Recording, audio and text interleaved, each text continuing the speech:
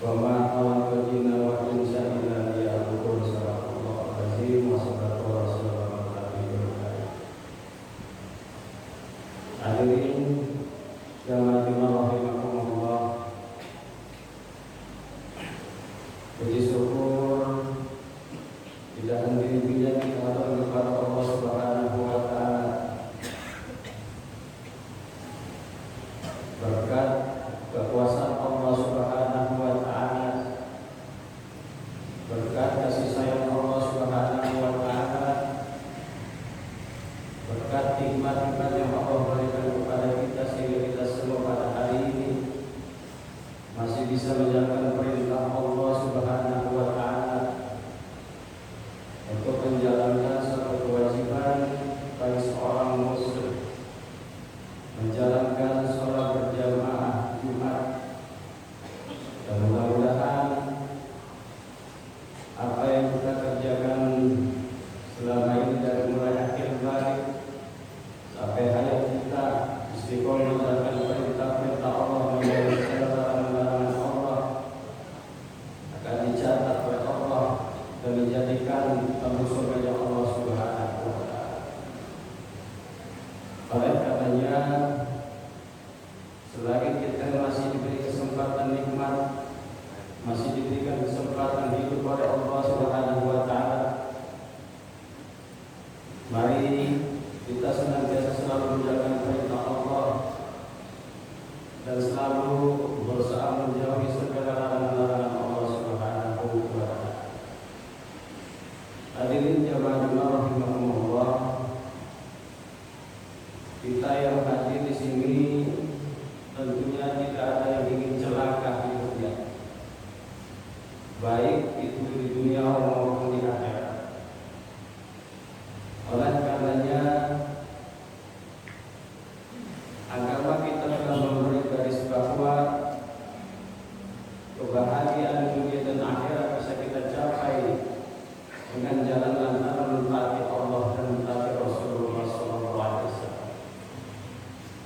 Wa atiiur rasul wa atiiur rasul wa atiiur nabi wa siddiqina wa syuhada'a wa sholihin wa hasuna ulaika rafiqa.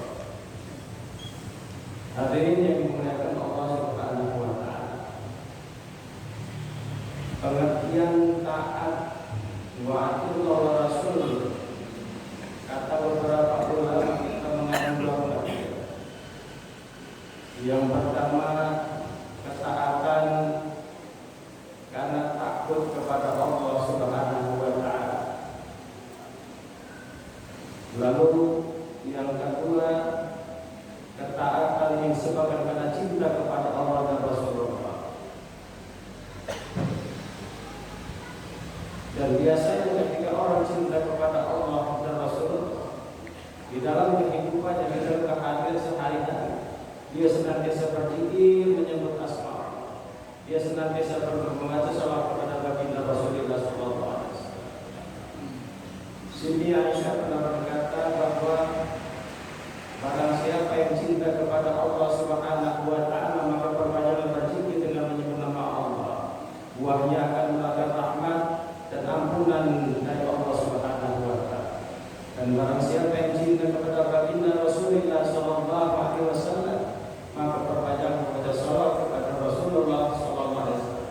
Buahnya adalah akan bersama-sama Rasulullah dan mendapat syafaat yaumil qiyamah. Hadirin yang dimuliakan Allah Subhanahu wa taala, berkenaan dengan membaca salawat kepada baginda Rasulullah SAW bukanlah hal yang mustahil bagi kita, bahkan wajib hukumnya bagi seorang yang menyatakan beriman kepada Allah, beriman kepada Rasulullah. Innallaha wa malaikatahu yusholluna 'alan nabi ya ayyuhallazina amanu shollu 'alaihi wa sallimu taslima. Ini ayat yang mewajibkan kita membaca salawat kepada baginda Rasulullah SAW. Ketika Allah perintahkan kita untuk mendirikan sholat dan membayar zakat, apakah Allah sholat dan membayar zakat? Tidak. Ketika Allah perintahkan kita ya ayyuhallazina amanu kutiba alaikumusiyam, Allah perintah kita untuk berpuasa. Apakah Allah berpuasa? Tidak. Ketika Allah perintahkan kepada kita selaku hamba-Nya untuk bersedekah, apakah Allah bersedekah? Tidak. Tapi ketika Allah perintahkan kepada kita untuk bersedekah, Allah Subhanahu wa taala dan para malaikat bersalawat kepada baginda Rasulullah sallallahu alaihi wasallam. Yang lebih dahsyatnya lagi, sebelum diperintahkan kita bersalawat kepada baginda Rasulullah sallallahu alaihi wasallam, Allah bersalawat kepada kita. Dan para malaikat bersalawat kepada baginda Rasulullah sallallahu alaihi wasallam.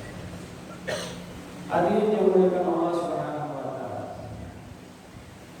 Masih banyak saudara-saudara kita sesama muslim tidak mengerti apa itu arti sholawat kepada Rasulullah, apa itu tujuan Rasulullah, tujuan sholawat kepada baginda Rasulullah sallallahu alaihi wasallam. Bahkan ada yang membincangkan sholawat kepada baginda Rasulullah sallallahu alaihi wasallam. Adapun tujuan sholawat kita ke Rasulullah sallallahu alaihi wasallam adalah bahwa kita memohon kepada Allah Subhanahu wa taala untuk tambahan rahmat kepada baginda Rasulullah sallallahu alaihi wasallam. Walaupun kita tahu Rasulullah sallallahu alaihi wasallam orang yang maksum, orang yang terlepas daripada dosa, akan tetapi kita yang butuh salat, kita yang butuh syafaat pertolongan dari baginda Rasulullah sallallahu alaihi wasallam. Bagaimana caranya? Dengan bersalawat kepada baginda Rasulullah untuk mendapatkan syafaat atau pertolongan dari Rasulullah sallallahu alaihi wasallam. Asyir salat alaihi fa inna salatu alaihi wa firujulullah qaum, kata Rasul.